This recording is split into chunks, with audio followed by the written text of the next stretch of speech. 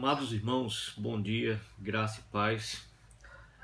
É um prazer poder participar com os irmãos aí de Belo Horizonte, da Igreja Congregacional Rebentos das Oliveiras, né?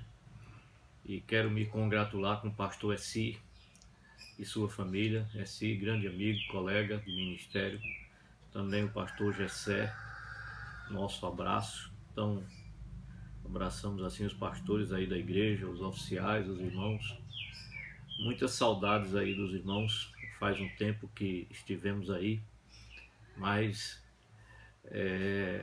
brevemente, se Deus quiser, queremos retornar aí para encontrar os irmãos. Queremos agradecer aqui ao Sadi e à Dora pelo convite que nos foi feito e parabenizar a igreja pela iniciativa de abordar um tema tão pertinente e tão relevante para a vida da igreja, que é o tema de missões, né? E os irmãos estão nessa conferência tratando do tema Fazendo Missões em Tempos de Crise, né?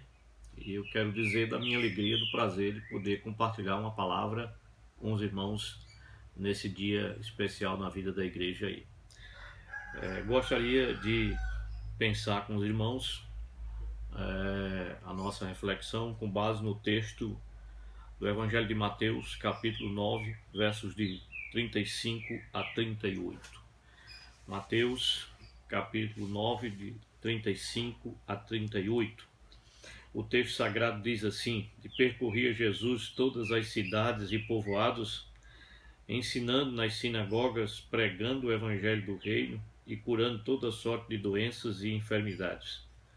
Vendo ele as multidões, compadeceu-se delas, porque estavam aflitas e exaustas, como ovelhas que não têm pastor. E então se dirigiu a seus discípulos: A seara, na verdade, é grande, mas os trabalhadores são poucos. Rogai, pois, ao Senhor da seara que mande trabalhadores para a sua seara. Meus amados irmãos, a obra missionária exige o melhor da igreja e o melhor de nossas vidas. E quem nos ensina essa verdade é o Senhor da obra, é o Senhor Jesus Cristo, né? Jesus Cristo é o melhor de Deus para missões, né? Ele deu, Deus, o Pai, deu o que tinha de melhor para missões, que foi o seu único filho, o seu unigênito filho. Nós encontramos também na palavra de Deus, lá na igreja de Antioquia, em Atos capítulo 11, né?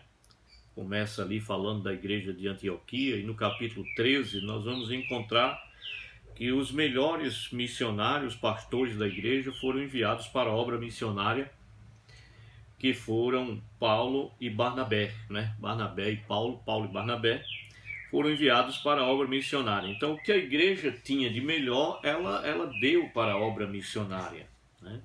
Deus exige o melhor de nós. Então, Jesus Cristo é o melhor de Deus que foi dado para ser o nosso Salvador, o Senhor, para nos resgatar. Esse é o projeto de Deus para nós, né? Jesus, o Filho de Deus, deixou sua glória que tinha com o Pai no céu e veio ao mundo, encarnou-se e habitou entre nós. Veio como nosso representante e substituto. Veio para morrer em nosso lugar. Seu nascimento foi um milagre, sua vida foi um exemplo, né? Sua morte, um sacrifício vicário, sua ressurreição foi uma vitória retumbante. Ele venceu a morte, ele ressuscitou e está vivo. E Jesus concluiu sua obra redentora e comissionou a igreja a ir por todo o mundo, proclamando o evangelho a toda criatura. Por essa razão, a obra missionária merece nossos melhores investimentos. Devemos investir os nossos recursos financeiros, devemos investir as nossas próprias vidas na obra missionária. Não devemos medir esforços para fazer a obra de Deus, para fazer a obra missionária. Há uma urgente necessidade de proclamarmos o Evangelho. Devemos proclamar o Evangelho a tempo e a fora de tempo. em toda e qualquer circunstância. Os irmãos estão abordando essa temática de fazer missões em tempos de crise. Então, se os tempos são de crise, isso não significa que nós devemos deixar de fazer missões. Não, devemos enfrentar a crise, as dificuldades, as adversidades e continuar fazendo a obra de Deus, continuar fazendo missões, investindo em missões, né? A obra de Deus não é feita apenas com recursos financeiros, mas, sobretudo, com recursos humanos, com pessoas que se dedicam, com pessoas que se colocam diante de Deus para serem instrumentos nas mãos de Deus, né? Já disse alguém que nós fazemos missões com as mãos que contribuem, com os joelhos dos que oram, que se dobram diante de Deus e oram, e com os pés dos que saem para levar as boas novas de salvação, né? Contribuindo, orando e indo, né? Isso simultaneamente, ao mesmo tempo. Aqueles que contribuem também devem ir, aqueles que oram também devem ir, né? E aqueles que vão também oram e contribuem para fazer missões. Eu quero pensar, com base nesse texto, sobre o exemplo de Cristo, né? Quando pensamos em fazer missões, em cumprir esse mandato de Deus para as nossas vidas, que é proclamar o Evangelho, que é uma das principais obras da igreja, né? A maior missão da igreja é adorar a Deus, prestar culto a Deus. Mas a adoração e missões são coisas que andam juntas, né? Para que haja adoradores que prestem culto a Deus, que adorem a Deus em espírito e em verdade, é preciso que essas pessoas sejam redimidas.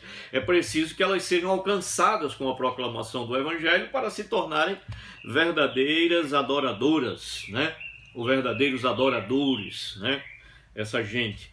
Então, nesse texto que nós lemos, nós queremos pensar alguns aspectos aqui de Jesus como o melhor de Deus para missões. Primeiro, Jesus é o melhor de Deus para missões porque ele fez de sua vida uma luta em prol da causa do reino. Ele é o melhor de Deus para missões porque fez de sua vida uma luta em prol da causa do reino. Veja aí o verso 35. E percorria Jesus todas as cidades e povoados, ensinando nas sinagogas, pregando o evangelho do reino e curando toda sorte de doenças e enfermidades.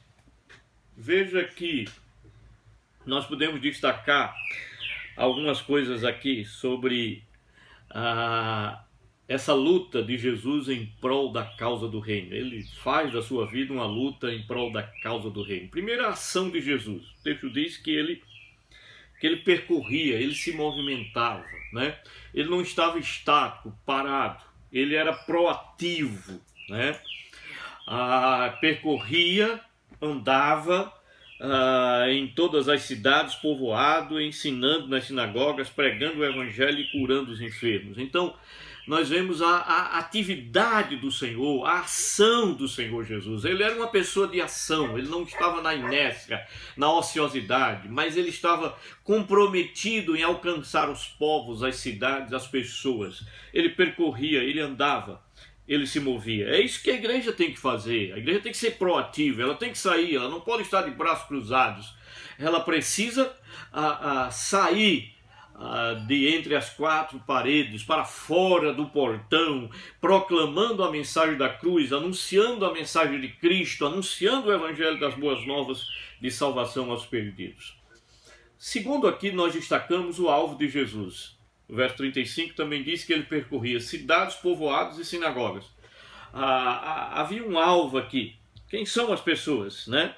Ele vai para as cidades, ele vai para os povoados e ele vai para as sinagogas, né?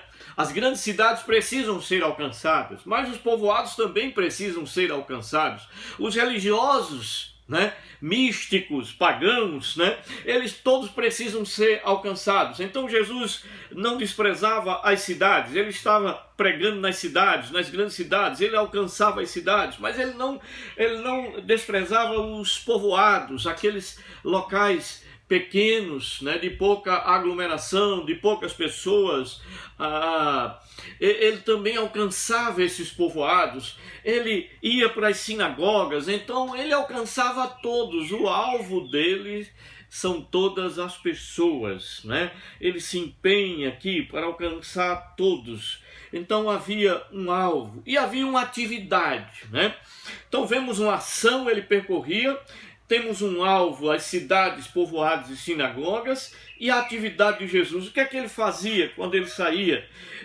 O que é que ele fazia nessas cidades, nos povoados e nas sinagogas? Qual era a sua atividade? Ensinar, pregar e curar. Veja que ele percorria todas as cidades, não deixava nenhuma para trás, povoados, ensinando nas sinagogas, pregando o evangelho do reino e curando toda sorte de doenças e enfermidades. Primeiro o ensino, né? Ele tinha um compromisso de ensinar a verdade, de ensinar a palavra, de instruir as pessoas. O seu ministério era pedagógico, era de ensino. Ele também desenvolvia o ministério da pregação, do querigma, né? Um ministério querigmático, de pregar, de proclamar, de anunciar. Ele era o pregador do evangelho, das boas novas, né? Então ele percorria as cidades, povoados e sinagogas ensinando, pregando, proclamando a verdade e curando. O seu ministério então era pedagógico, ministério de ensino, de instrução. Era um ministério querigmático de proclamação, de pregação da palavra, e era um ministério terapêutico também, porque ele oferecia a saúde, cura para os doentes, os enfermos. Havia gente doente, gente exausta, gente massacrada, gente achatada por males, por doenças, problemas físicos, doenças psicológicas na alma, no coração. Ele trazia terapia, trazia sanidade, trazia cura para estas pessoas. Então veja que coisa interessante aqui. Jesus Cristo, ele encarna a misericórdia, a graça de Deus. Ele transforma a sua vida numa luta em prol da causa do reino. Ele encarna esse projeto do Pai para a vida dele. E sua vida é uma luta. Ele percorre, ele corre, ele anda, ele alcança as cidades, os povoados, as sinagogas, né? E ele oferece ensino, ele oferece a pregação pura e simples do verdadeiro evangelho. E ele oferece terapia, cura para os doentes, para os exaustos, para os necessitados. Esse é o primeiro aspecto pelo qual Jesus é o melhor de Deus para missões. Nós precisamos aprender com ele e seguir o seu exemplo. O segundo aspecto, ele é o melhor de Deus para missões porque era um visionário apaixonado. Veja o verso 36. Vendo ele as multidões, compadeceu-se delas, porque estavam aflitas e exaustas como ovelhas que não têm pastor. Jesus viu as multidões, né? Vendo ele as multidões. O que moveu a compaixão de Cristo foi a situação das pessoas.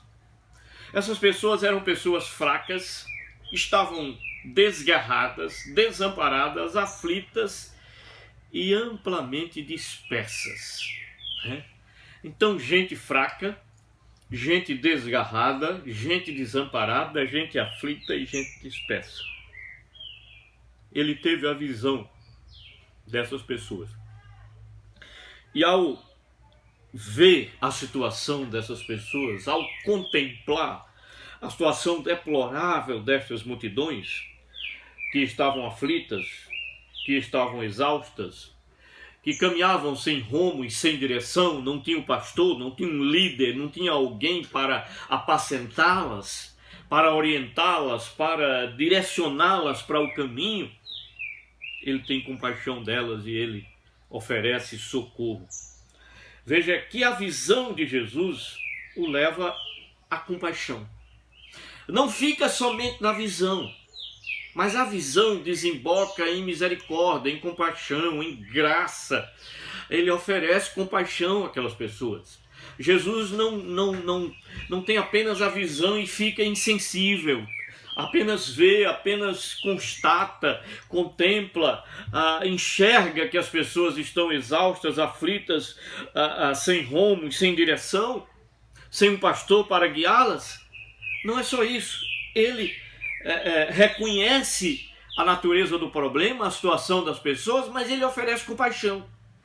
Não adianta a gente saber que tem gente doente, que tem gente exausta, que tem gente aflita, que tem gente caminhando sem rumo e sem direção, cocheando entre dois pensamentos, sem saber qual a direção que deve seguir, sem ter discernimento entre a mão direita e a mão esquerda. Nós precisamos oferecer compaixão, oferecer ajuda, oferecer misericórdia. É isso que Jesus faz. Ele é um visionário apaixonado. Ele vê, mas ele se compadece. Ele vê, mas ele coloca o coração na miséria. Ele vê a miséria do povo, mas ele coloca o coração na miséria daquelas pessoas. São pessoas miseráveis, são pessoas aflitas, são pessoas que estão estigmatizadas, são pessoas doentes, mas ele não tem apenas a visão das pessoas. Ele se compadece delas. E é isso que nós temos que fazer. Jesus é a misericórdia de Deus, a misericórdia encarnada. Jesus não só tem o nome como Betesda, Casa da Misericórdia, né? E naquele lugar, no tanque, na Casa da Misericórdia, a misericórdia não era praticada, porque havia muitos doentes ali, quando Jesus chega àquele lugar, em Betesda, né? Quantos doentes, esperando que o anjo movesse a água do tanque, o primeiro que descesse seria curado, mas havia paralíticos, havia coxos, havia tanta gente esperando a água se mover. Mas ele chega ali e se compadece de alguém que estava há 35 anos ali, esperando que a água se movesse. Mas quando a água se movia, descia um antes dele, porque ele era um paralítico, era um coxo, ele não podia se locomover. E Jesus oferece misericórdia, ele é a misericórdia encarnada. Não adianta ter o nome, a placa, Casa da Misericórdia, Betesda, Lugar da Graça. Não, é preciso realmente transmitir graça. É preciso proclamar a misericórdia. É preciso ser misericordioso. Jesus é a misericórdia de Deus encarnada. Jesus oferece vida, transformação, mudança.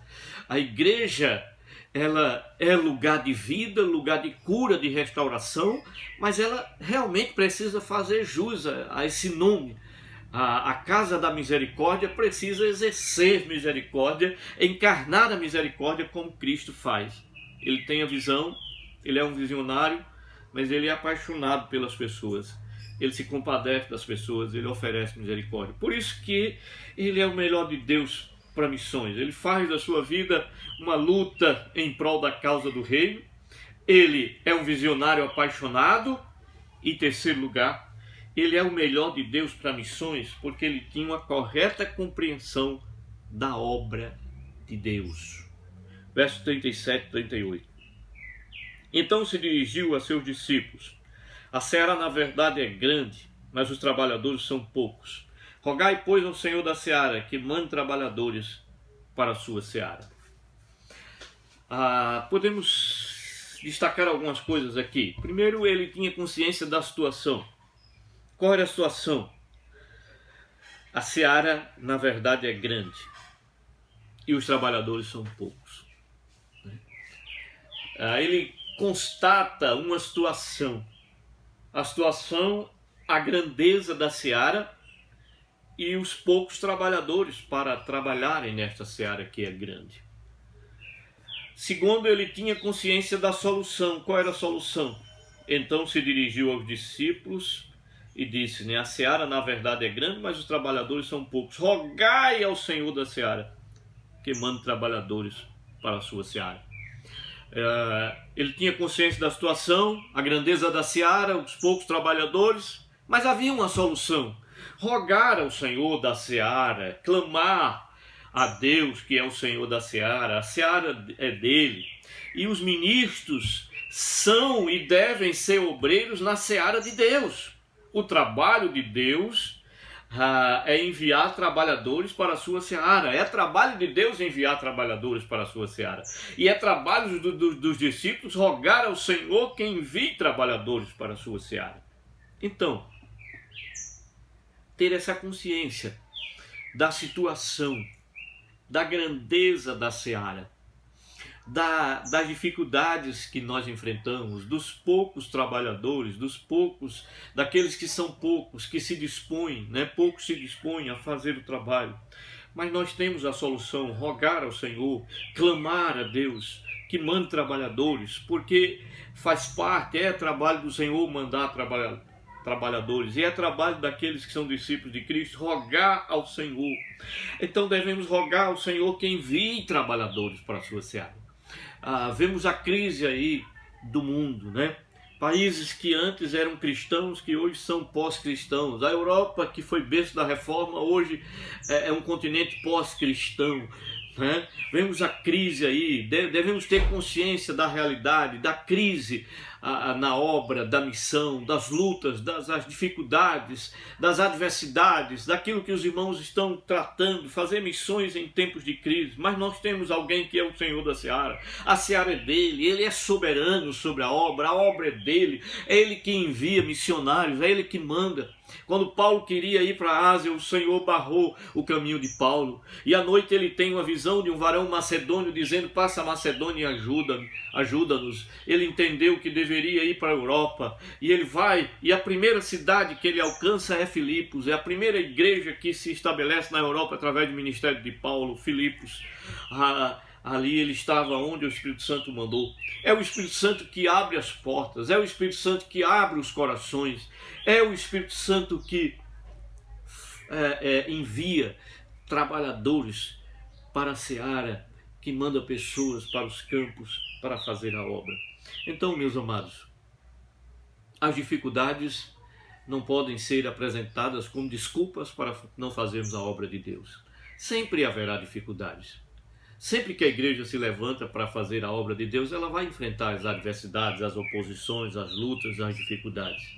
Sempre haverão lutas e dificuldades, mas nós devemos continuar fazendo a obra de Deus no contexto de crise, de adversidade, e nesse contexto de pandemia que estamos enfrentando.